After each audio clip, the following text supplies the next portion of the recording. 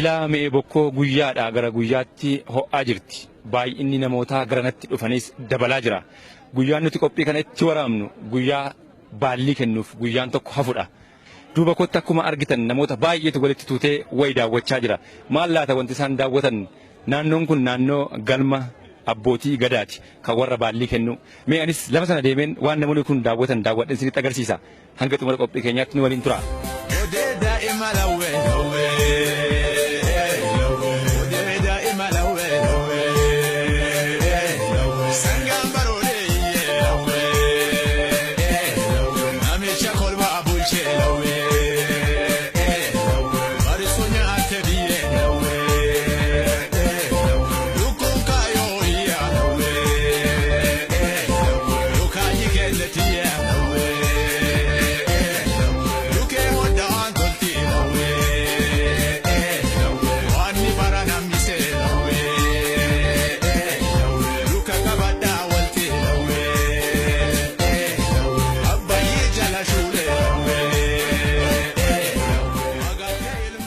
Amma kanan argamu bakka itti nyaanni aadaa faayaan aadaa kan Gujii mul'ifamudha.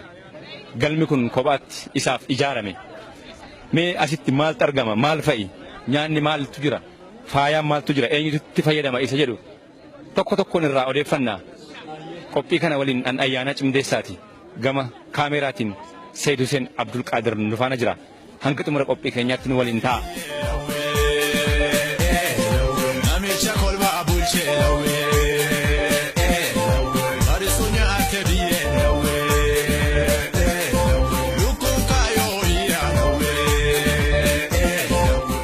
Badhaasoo jedhama.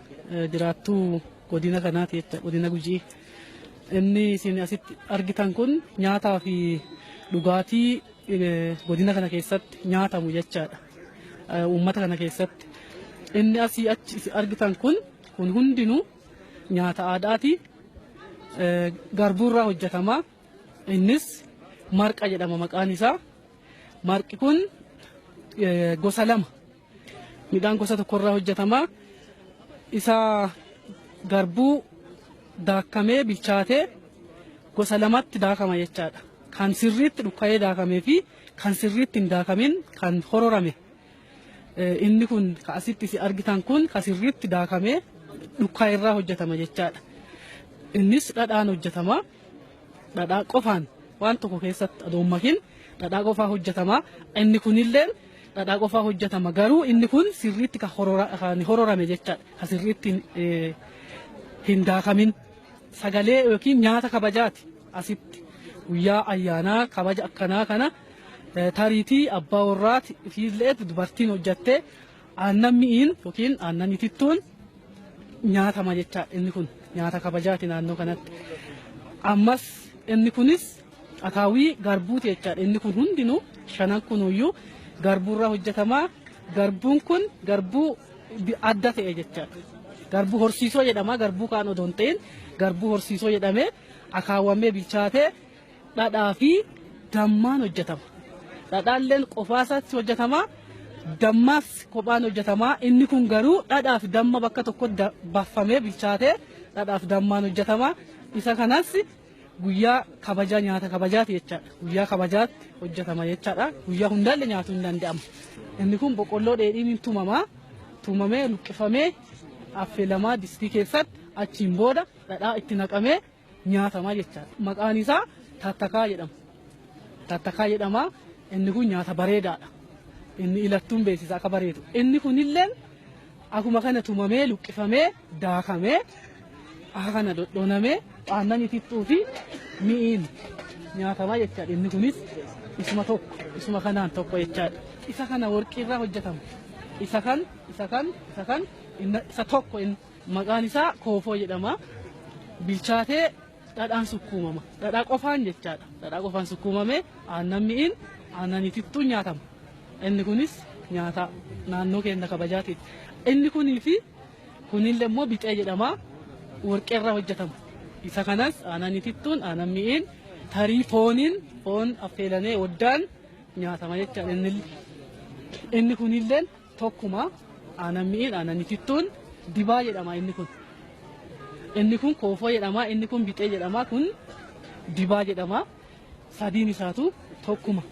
Fakkeenyaaf kun aannan itittuudha. Nyaatota amma asii argan kana hundaan nyaatuu hin danda'amu. Inni kun jecha aannan itittuudha. Gosa gosa maqaa fuudhan hundi isaaniitu. Garuu aannan itti naqama hunda isaaniitu jecha. Dhadhaan qorii kaayama. Akka naannoo keenyaatti qorii kaamaa qoriiwwan guguddoo kaamaa xiqqaatu malee dhadhaan bifa kanaan akkana kaamaa jechaadha. Inni kunis elemtuudha jedhama. Maqaan isaanii adda adda jechaadha. Isa kanaan girra jedhama. Akkasi wanniin isaa meeshaaleen kun hundi karaa kanaan kan jiru damma.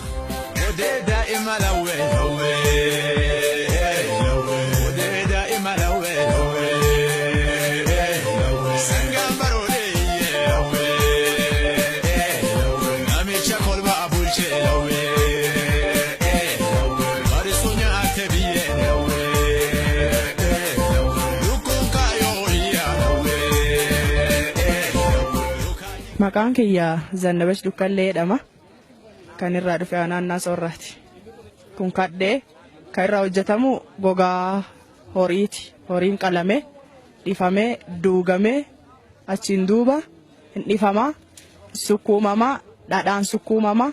Faayi isarra jiru kun immoo tasseen jira, achaab jira. Meeshaalee naannoo keenyatti argamu kana faayi isaa jechuudha. Faayatti goone inni jalaan jiru kun boolluu qayyaa jedhama. Dubartiin amma kadheen kun wanni asirra ta'eef aara arfattu jira jechuudha. Muka uddaa naannoo keenya keessatti argamu. Gosa garaa irraa jiru. Muka fooliin isaa bareeda. Muka san as jalatti iddoo qopheeffattee osoo iddoon jiraatee sinatti agarsiisuun hin danda'ama. Isa kan jala seentee dubartiin durii gujiin itillee jedha wanna irra bulu. Itillee san hunda waan biraatti hin godhanu. Foolii isaa kan jijjiiranuun gosa mukeenii san jechuudha. Muka akka malee uddaa'u jira. Muka saniin as jala teessee dubartiin gubbaa ofiitti uffistee miila ishees keessa isaa gad keettee achiin duuba kanaan ifitti qayyatti jechuudha. Kun boolluu qayyaa jedha. Miciicaan kun naannoo keenyatti naannoo godina Gujii keessatti kan argamu. Isa kanarraa dubartitti hodhaa jechuudha. Dubartitti hodhaa inni gubbaan jiru kun teephaa saansaa jedhanii akka aanan isa keessatti naqame kun hin jigneef afaan isaa qubeen isaa sirriitti akka qabamee hidhamee ittiin raafama. Aanan ittiin raasanii wanti jedhamee raafamu buttee baay'ee haga mataa ebeluu baay'ee buttee baay'eedhaa keessaa raasan. Dhadhaan isaa keessa akka guddatu jechuudha yeroo sani akkasitti raafama. Tun samaxee dhanti. Samaxee tana dubartii umriin isii 40 olii taateettu keessa malee dubartiin sadarkaa ammarran jiru kanatti hin keettu. Na ibsu waan ta'eef maaf jennaan dubartii umrii isii 40 ol teete dubbeera gugurdootu keessa. Dubartiin sadarkaa keenya kana jirtu immoo finqilaa'edha kan keettu. Durbi isa kana jechuun ficee quttoo jechuun isa kana maalitti beekama duuddu wanni kun. Durbummaa durri takka durbummaa isheetiin gaafa heerumtu isa kana keessa odoon heeruminiin dura jechuudha. Gaafa heerumtee mana abbaa manaa sii geettee gaafa san baafatti firra. Durbi takka durbaa jedhamtee kan gaafatamtu isa kana gaafa hidhatte jechuudha. Akka aadaa Gujii keessatti isa kana gaafa qabaatte durbi sun dubraa jedhee namni isii daffaree qaama siin tuqu kabaja qabdi jechuudha. Isiin kun aadaa Gujii keessatti kabaja olaanaa qabdi. Gaafa durba waan kana ofirraa qabdu gaafa dhaqna sii tuqale yakkaa jechuudha. Gara abbaa gadaa gaafa dhutte yakka guddaa. Yakka itti muraa abbaan gadaa ni adaba. Akka malee adabbii hantuu qabdi jechuudha. Isheen tun buqqee isaati. Buqqee isaa jedhamti. Dhadhaaf uddaa garaa itti naqanee inni guddaan immoo kan barbaachisu abbaa manaatiif. Abbaan manaa gaafa miila isaa dhixxu dubarhaati manaa isaa miila isaa dhixxee fi achiin duuba mataa isaa dura siree isaatiin cinaa kaamaaf achii fuutee miila isaa erga dhixxee kaateen duuba kabaji guddaan abbaa manaatiif haati manaa qabdu miila dhixxi akka aadaa Gujii keessatti miila isaa dhixxiif miila isaa erga dhixxeen duuba miila isaa sukkuunti. Dhadhaan yoo guyyaa hojiirra oolee akka malee dadhabee dhufee jiraate dhadhaa isaaniin sukkuunte achiin duuba hirriba nagaa rafaa jechuudha. Abbaan manaa aadaa Oromoo Gujiititti bora jedhama. Inni kun kan hojjetamu yoo xiqqaate torbaan tokkoof hanga torbaan sadii achiin dura hojjetamu. Aanan itichanii aanan ititeen duuba aanan kana bishaan jalaa yeroo dheeraaf jalaa jiksama jalaa qabame achiin duuba kophaa isaatiitu taa'a. Kophaan isaa erga taa'een duuba dhadhaan baqsamee itti naqa. Dhadhaa baqee itti naqameen duuba yeroo dheeraaf turuu danda'a manni kun mooqaan malee nyaatamu fadhaana. Amma keessan maka aanan bira akka aanan itittu sochoosanii keessa dhuguu hin danda'an.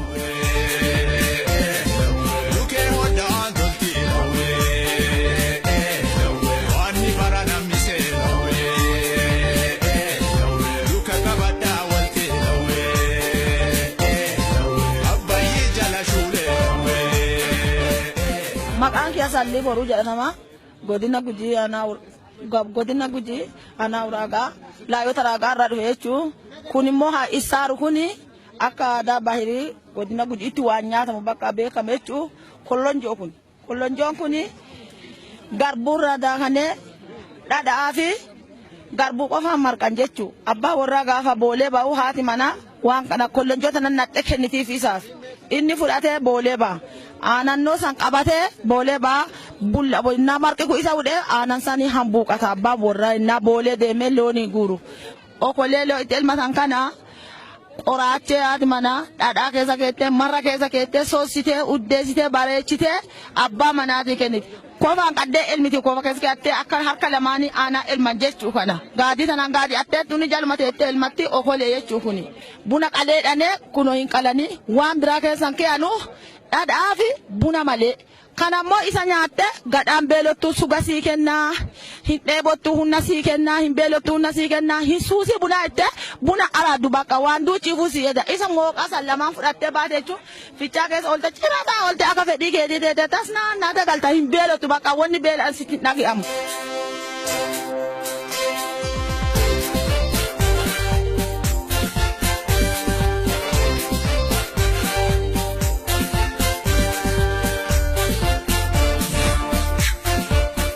Nyaanni aadaa fi faayaan aadaa asitti qophaa'ee agarsiifamaa jiru kun kan jiruu fi jireenya hawaasichaa wajjin walitti hidhata guddaa qabudha. Keessumaa sirna gadaa Oromoo Gujii wajjin wal fakkeenyaa fi walitti dhufeenya guddaa qaba. Jila amma qophaa'ee jiru kana wajjinis walitti dhufa. Isa immoo ogeessatu nu ibsa. Nu waliin tura.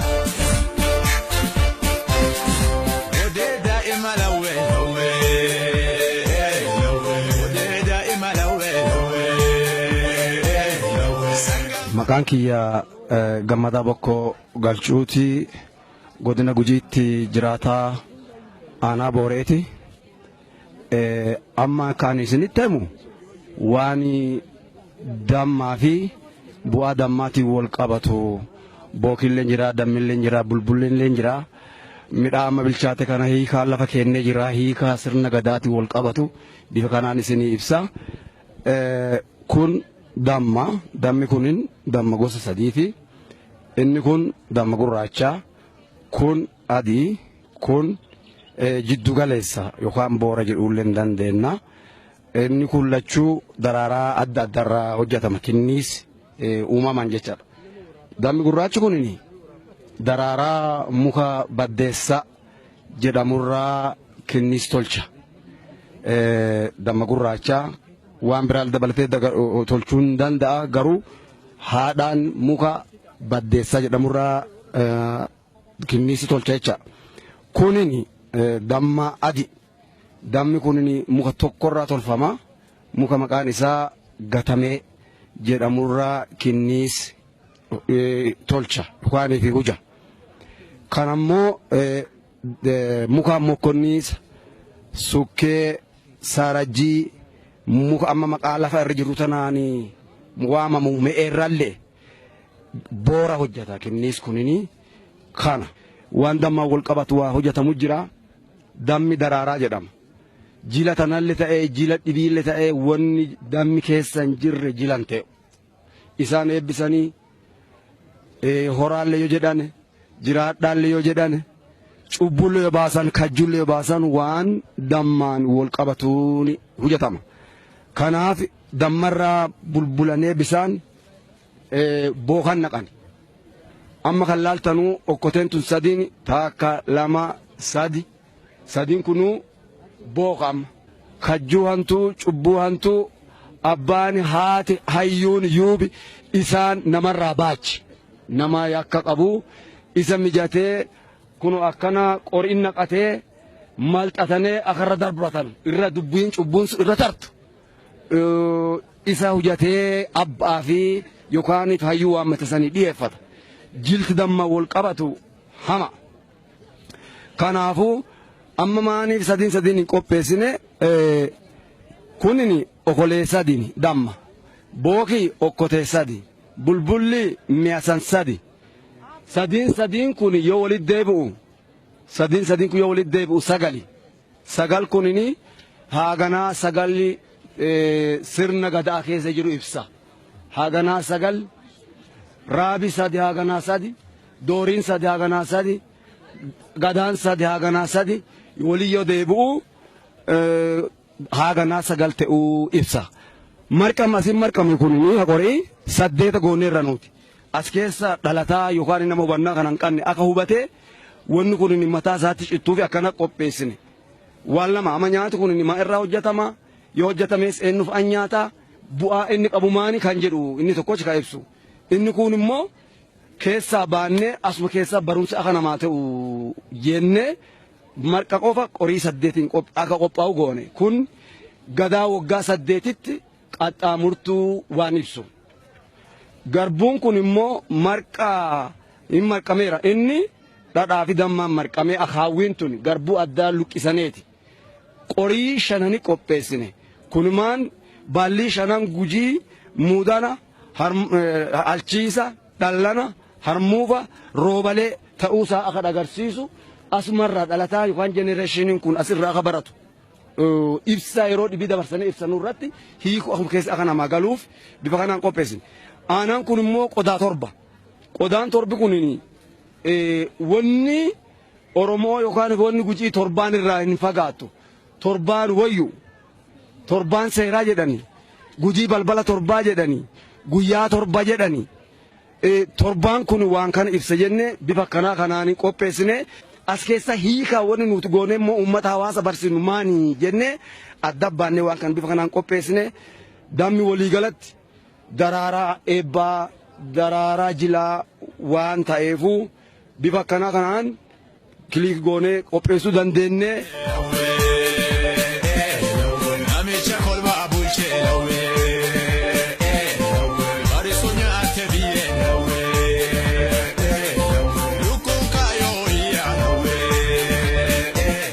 Abdullaa Jaarraa jedhama itti gaafatamaa waajjira aadaa turizimii aanaa Sorraati. Inni kun bokkuu abbootii gadaa jedhama. Bokkuun abbootii gadaa kun kan irraa hojjetamu muka fedhame irraa hojjetamuun hin danda'ama garuu irra caalaa harooressa sukkeerrallee me'eerrallee hojjechuun hin danda'ama.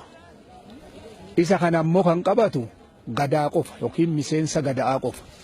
Dooriin raab kuus hin qabatu jechuudha.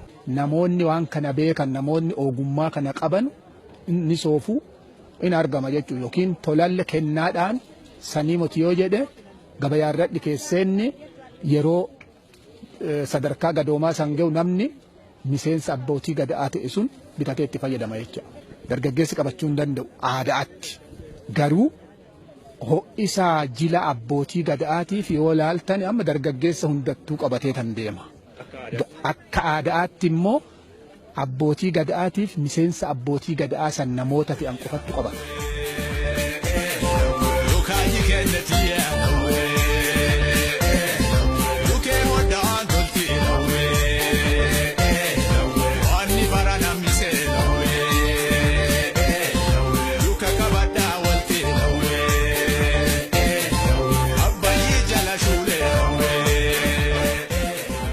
Maqaan kee Bunjuree Gannaalee jedhama.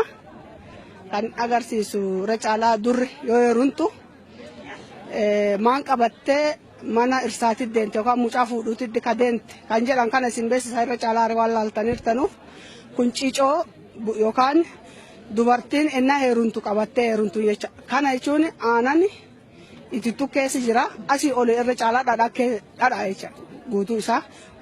Bora jecha as keessa kan jiru bora kana qabattee itti heerumte isa ba'attee heerumtiin cicoo yookaan durritti heerumtuu jedhama kun.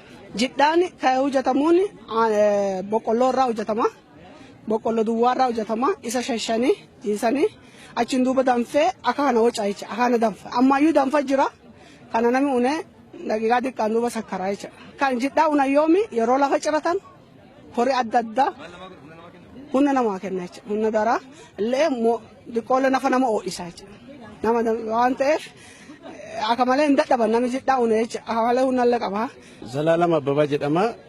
Barsiisaa yuunivarsiitii Dillaarraan dhufee amma PhD kiyya waa'ee qaalluu fi sirna gadaa kana walitti qabeeti hojjechuu jira qorannoo irra jira barana xumura jedhee yaada amma goolabuudhaaf dhufee jira.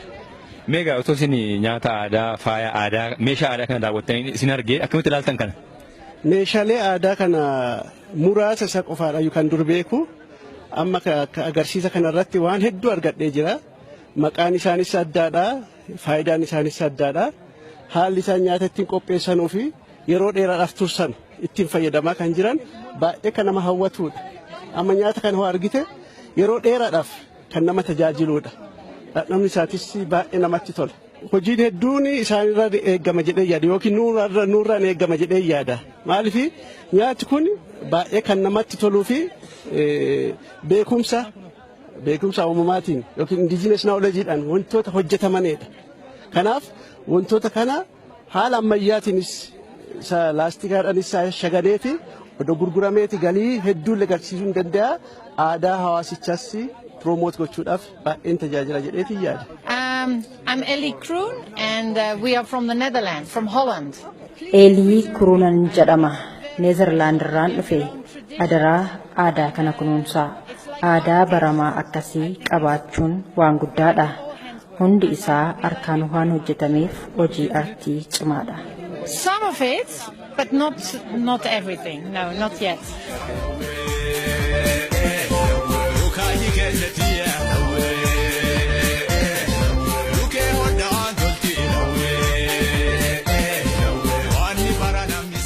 Hordoftoota keenya hordofaa kan turtan agarsiisa nyaata aadaa dhugaatii aadaa akkasumas faaya aadaa jila mi'ee bokkoo kana sababeeffachuun qophaa'edha.